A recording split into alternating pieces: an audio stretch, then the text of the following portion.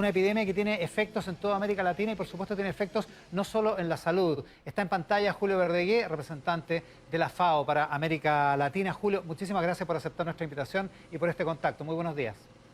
Muchas gracias a ti por dar la oportunidad de estar contigo y con tu audiencia. Muchísimas gracias, Julio. El tema del hambre, el tema de la alimentación se vuelve cada vez más acuciante, cada vez más trascendental. ¿Cómo poder dimensionar el impacto que la crisis de salud y la crisis económica subsecuente van a provocar en América Latina y también y particularmente en nuestro país? Mira, el impacto va a depender mucho de lo que hagamos como sociedades, como gobiernos, como empresas. Si nos quedamos con los brazos cruzados, el impacto va a ser tremendo, va a ser devastador. Vamos a tener cerca de 90 millones de personas sufriendo hambre en América Latina y el Caribe, y eso lo podemos evitar. ¿Y cómo se puede evitar? ¿Qué es lo que tendríamos que hacer? 4 cosas. En primer lugar, tenemos que asegurar que el comercio mundial de alimentos siga funcionando. Eso es indispensable. Hoy día el riesgo del hambre no se debe a que no haya comida en nuestros países, sino que no hay ingreso para comprar esa comida. Pero hay que asegurar que esa comida sigue llegando. Eso significa también, en segundo lugar, apoyar a las empresas, a los agricultores que producen esa comida, que la transportan, que la venden en los mercados, que la distribuyen en las tiendas, en las ferias, en los supermercados. Eso no es cosa fácil. Tenemos ya en la región muchos mercados que se están cerrando porque los trabajadores se están contaminando con el virus. Entonces, ese es un punto de mucha preocupación. Tenemos que mantener esta cadena funcionando permanentemente. En tercer lugar, y lo más importante, a las personas en condición de hambre y en condición de extrema pobreza, que son cerca de 88, 90 millones de personas, hay que darles el ingreso para que puedan comer. Hay que sostener su ingreso para que no tengamos aquí una tragedia de hambre. Y finalmente tenemos que pensar, ahora que empezamos a hablar de la recuperación, qué tipo de agricultura, qué tipo de alimentación queremos en el futuro. Reservemos ese último tema y también el primero, el de cómo se garantiza que los trabajadores y que la producción del alimento continúe. Reservemos eso. Sobre el tema de darle a las personas los medios para subsistir, los medios para comprar. ¿A usted qué le parece que el gobierno de Chile haya decidido repartir 2,5 millones de cajas de alimentos? ¿Es una medida que es significativa en el combate, en este problema, en esta dimensión del problema? Mire, 24 de los 33 países de América Latina están repartiendo de una u otra forma alimentos.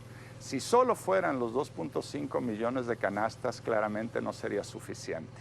Porque además las canastas, bueno, habría que sostenerlas todas las semanas, porque esto no se va a acabar en pocos días o en pocas semanas, lamentablemente. Entonces las canastas pueden ser un complemento a otras medidas que fundamentalmente tienen que ver con transferencias de dinero. También se ha hecho en Chile, pero hay que profundizar y sostener eso en el tiempo. Y luego algo importantísimo, la alimentación escolar. 80 millones de niñas y niños en nuestra región comían en las escuelas. 10 millones de ellos era su principal y a veces su única comida en la escuela. Entonces, las escuelas se cerraron, pero hay que mantener la alimentación escolar viva. Hay mucha discusión sobre las 2,5 millones de canastas, pero fíjese usted que silenciosamente la JUNAEB está repartiendo 1,5 millones de canastas alimentarias cada semana para mantener la alimentación de niñas y niñas. Eso es extraordinario, hay que profundizarlo, hay que mantenerlo. Cuando usted, Julio, dice, estamos con Julio Verdegué, representante de la FAO aquí para América Latina, cuando usted, Julio, dice hay que cuidar la cadena de producción alimentaria, estoy volviendo hacia atrás en sus respuestas, ¿a qué se refiere exactamente? ¿Qué es lo que hay que cuidar? ¿Se refiere solo al aspecto económico, es decir, mantener la demanda para consolidar la producción, o hay otras materias que tienen que ser relevantes o que tienen que ser miradas con más cuidado por las autoridades para precisamente no interrumpir esa cadena de producción?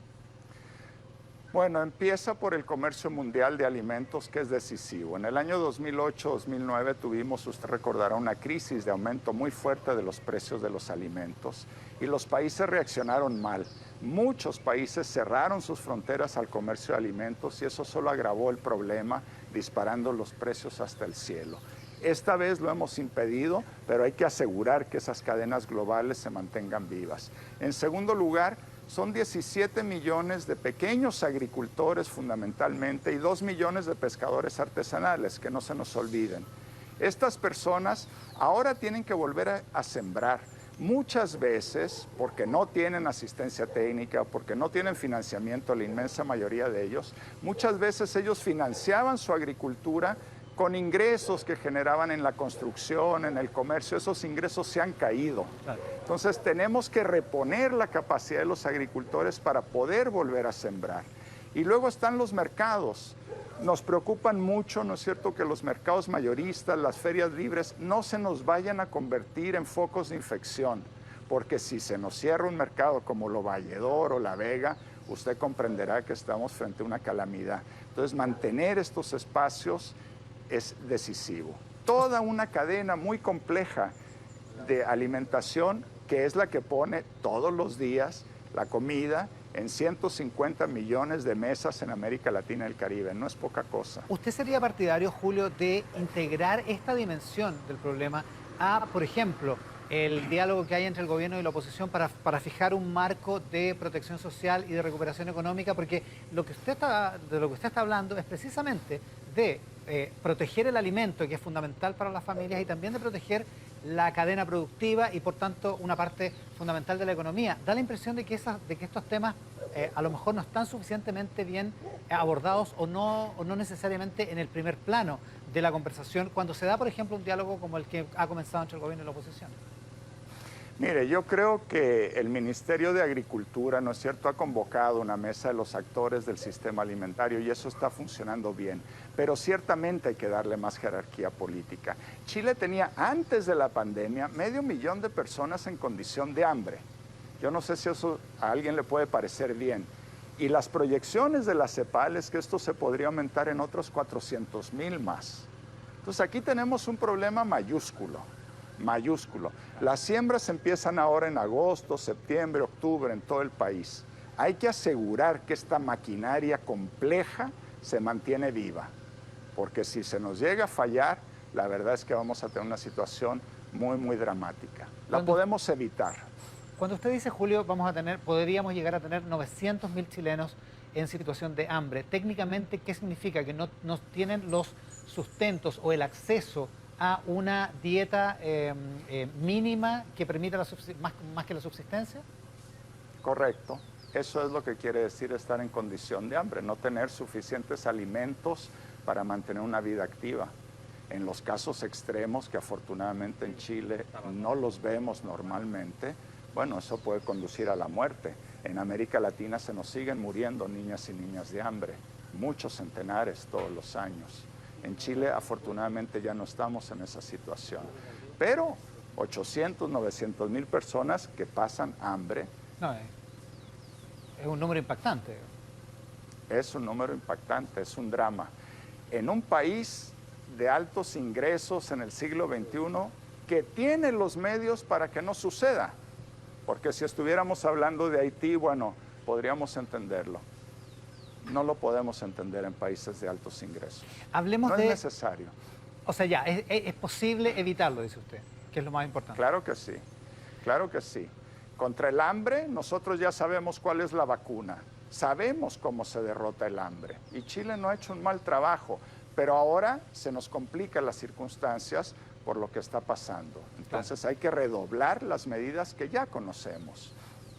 Julio, y la situación en el resto de América Latina. Usted menciona la pasada Haití, que sabemos todos es el país más pobre del continente y que tiene una institucionalidad muy, muy debilitada. Pero ¿cómo es la situación en otros países de América Latina, en el resto del continente? Muy complicada.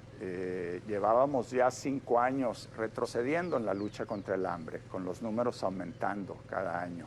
Y esto, por supuesto, lo acelera. Nos preocupa muchísimo Haití, ahí hay una situación, es un drama, requerimos la solidaridad internacional.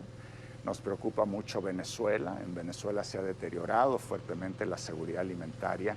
Hay que facilitar la ayuda humanitaria para no tener un drama en ese país. Nos preocupa mucho la situación de los países que están en el norte de Centroamérica, Guatemala, Honduras, El Salvador.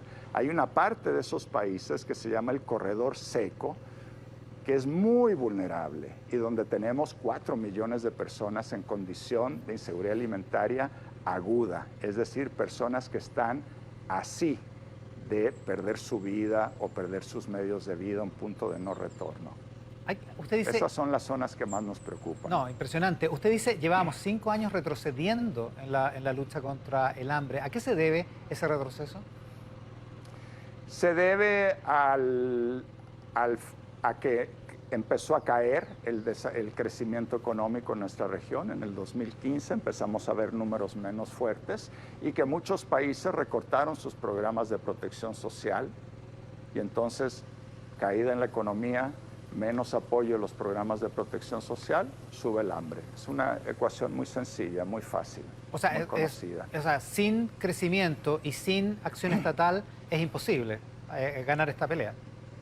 Total, absolutamente, es imposible. No solo estatal, el hambre no es solo un problema de los gobiernos. ¿No? Aquí, por ejemplo, en Chile y en muchos países hay que aprovechar la energía de las organizaciones sociales, ollas comunes, bancos de alimentos, sindicatos, comunidades campesinas, comunidades indígenas, que tienen que ser nuestros aliados de los gobiernos en la lucha contra el hambre. Ellos sí que pueden llegar a los rincones más aislados donde hay personas con hambre. Hay que inyectarle recursos, hay que inyectarle alimentos. Por ejemplo, se están quedando en algunos países las cosechas sin cosechar. La comida se está pudriendo en los cambios porque ha caído la demanda de alimentos por la crisis económica. Bueno, no podemos activar programas de compras públicas para que parte de esos alimentos se inyecten en estas cadenas de solidaridad social. Claro que es posible, muchos países lo han hecho. Si usted tuviera que dar 2 o 3 medidas que el Estado en Chile tendría que tomar ahora para evitar que colapse más adelante esta cadena productiva alimentaria, ¿cuáles serían esas 2 o 3 medidas indispensables según usted? Primero, a los 400 o 500 mil personas que ya estaban en condición de hambre antes, tenemos que asegurarles la alimentación. Ahí hay que llegar con subsidios monetarios, alimentos, etcétera. Indispensable. Segundo, 200 mil pequeños productores, la agricultura familiar.